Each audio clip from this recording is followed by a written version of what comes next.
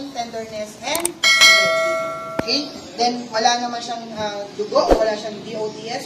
And then, i-check na yung tainga kabilaan kung merong lumalabas na fluids or secretions.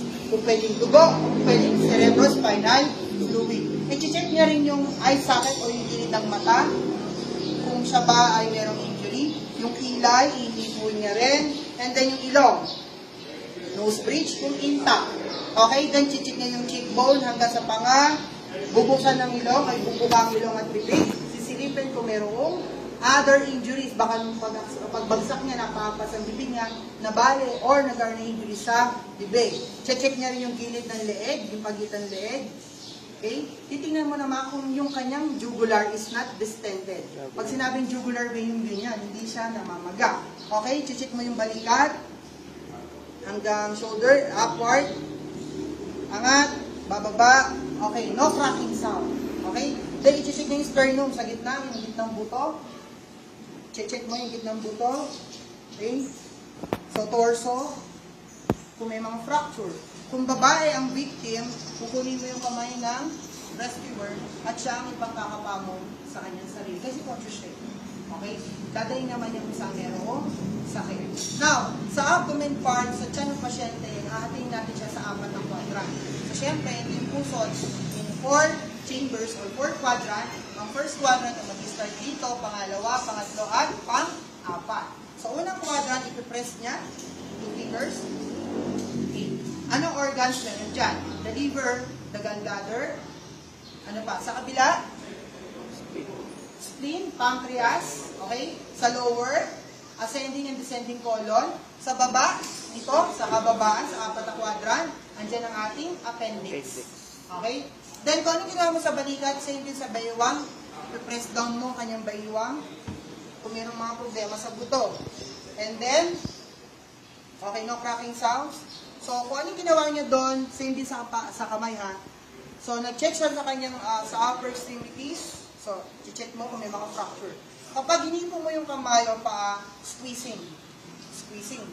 Baka meron kasi mga fracture. Squeezing, pero gently lang.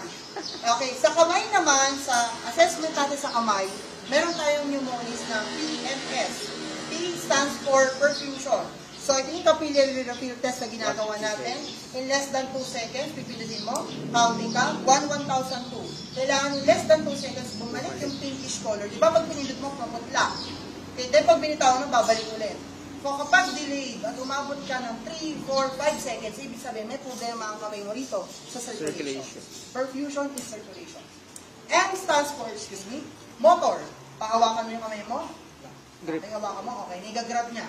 Ina-assist natin ang motor ng pasyente, baka meron siyang problema sa spinal cord.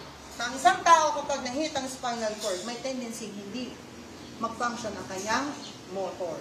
Pangatlo is S, sensory. Hawakan mo yung kamay, purutin mo, or itignan mo kung kanya ay nararamdaman. Balian mo ng... Okay? Kung nakakaramdam, sensory, may mga instances kasi kapag spinal cord yun ang nahit, hindi ka nakakaramdam. Hindi mo na may galaw, hindi ka pa makaramdam. Okay? So, baba na tayo, doon naman sa lower extremities. So, ganun din. So, in reality, tatanggalin mo ang sapatos at medyas ng pasyente. Kasi, check mo yung PMS. Okay? So, bawat extremities, compare one another. Baka kasi ganyan, baka kasi naisik, o mahaba yung isang kamay. Tanong mo sa kanya kung inborn na siya ay deformed. Okay, after this, itatagilid mo ang pasyente. Lateral. Okay.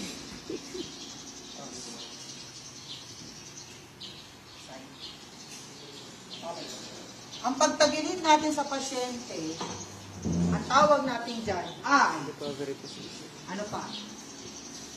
Lateral. Tatlo ang ginagamit usually dyan. Recovery position, sideline position, lateral recovery position, yan lang ang ibig sabihin yan. Baka tinurong sa'yo sa iba, i-sideline mo dyan, ang alam mo is lateral, hindi mo na alam. Iba na kayo, pero isa lang pala siya. Recovery, lateral, side-lying, ito lang siya. Okay? Kapag ganyan ang position ng victim, ito yung time na kung saan hawak mo ang pre-hospital report, nagsasend ka ng lahat ng information or interviewing the victim. walang ganap na habang ikaw ay nagbibigay ng first aid, nag-take ka niyan, paano mangyayari yun? Multitask ka naman. Kuha? Or kung pwede naman, ng isang tao, member ng medics, may hawak nito, siya nag-interview sa victim habang may nagbibigay ng first aid. Pero kung ikaw ay isa, or loner ka lang, kung alam mag-isa, after mag-giving first aid, naka-recovery na siya, that's the time na i-feel mo pa lang ang pre-hospital report. Pangalawa, nagagawin niya, i-assess niya sa may ulo, pababa hanggang sa may coccyx o doon sa may tailbone ng ating spinal cord, ang other injuries kasi hindi na natin nakikita, nakahiga siya. So ito na yung huling moment na mag-aantay tayo ng ambulance sa pinatawag mo from the beginning. Diba? Activate medical assistance. Questions? Wala? Take time for 15